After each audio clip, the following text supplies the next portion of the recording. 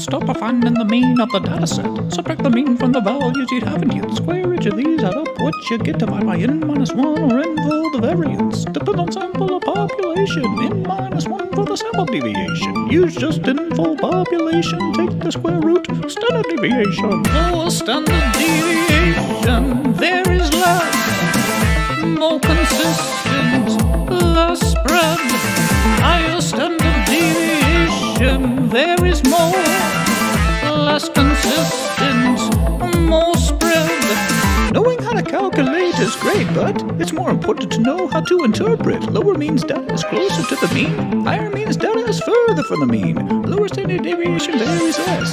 It's more consistent with less spread. Higher standard deviation varies more. It's less consistent with more spread. Lower standard deviation, there is less.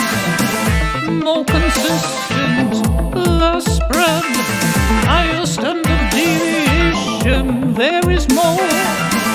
Less consistent, more spread. Stop by finding the mean of the dataset. Subtract the mean from the values you haven't yet. Square each of these, add up what you get. Divide by n minus 1 or n for the variance. Depend on sample or population. N minus 1 for the sample deviation. Use just n for population. Take the square root. Standard deviation. Knowing how to calculate is great, but it's more important to know how to interpret. Lower means data is closer to the mean. Higher means data is further from the mean. Lower standard deviation varies less.